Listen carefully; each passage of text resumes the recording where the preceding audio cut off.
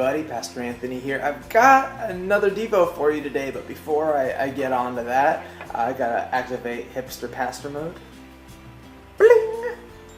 Activated. Alright, so I was reading in my Life Journal reading plan today in awesome stuff in Joshua 7 and 8. And in Joshua 7 and 8, we see these pretty neat things happening. Okay, so we just read yesterday in 5 and 6 about all this stuff about crossing over the Jordan River, and they're about to the Israelites are about to enter into the promised land, and they have this big city called Jericho in front. And in Joshua chapter 7 is what happens after Jericho has fallen. So they did their big thing. It's a whole nother story about how Jericho fell. And it was pretty awesome what happened. Basically, God completely obliterated the place and gave them the victory. All they had to do was be obedient to what he said, and he put it in their hands. The victory was in their hand as long as they were obedient to what he did.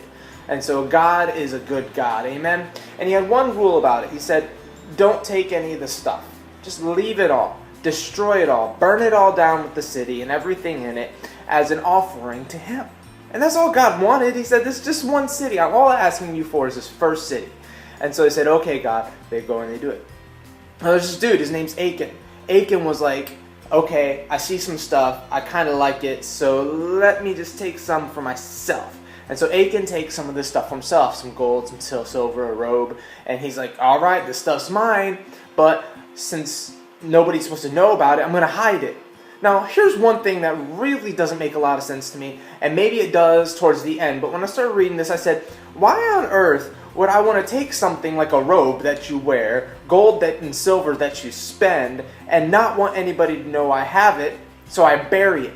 It's kind of like he took something for himself, but he couldn't even use it. He owned it, but he couldn't use it. How many stupid things do we own that we don't even use? Can't use, won't use, shouldn't be seen used? It's like these glasses.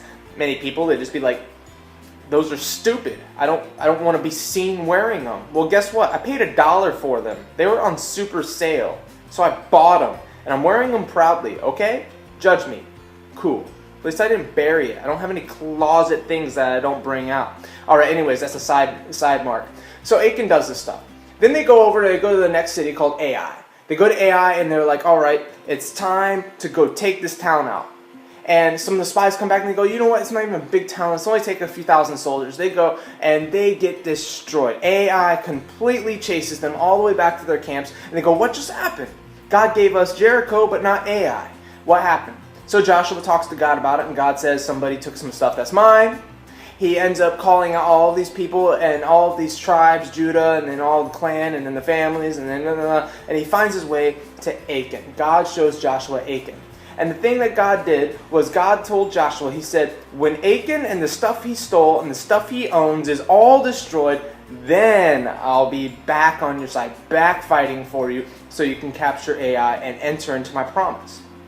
So what ends up happening is Joshua tracks them all down, gets down to Achan, and has to, in order to honor God and the promise, he ended up having to kill Achan and his family, and all of his things were burned, including the stuff that he stole were destroyed as they should have been in the first place. Okay, now they go to Ai.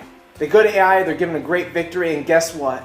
Out of that victory, God allowed the people to partake of the plunder. He said, you left everything in Jericho. You left the first fruits for me. Now enjoy the rest. And here's the thing, the point that I wanted to get out of this. This person, Achan, represents the get it now, me mentality. The thing that we as Americans, if you're American, have been programmed to have. Me, me, me. This young generation of entitlement. And Achan represents that generation, and he saw something he wanted, and he took it, even though it wasn't rightfully his. Not only did he take it, he took it in a dishonoring way. He knew that was God's. He knew that God gave him the victory. He knew that without God, Jericho wouldn't have fallen. There would have been no access to this. But he took it. He liked it, and he took it. He took what was God's for himself because he wanted it now. And the funny thing about it is that he never lived to see the blessing of God. He wanted a little bar of gold, some silver, and a robe, and he missed out on the generations of blessing and on the great blessing that was just around the corner at the next city.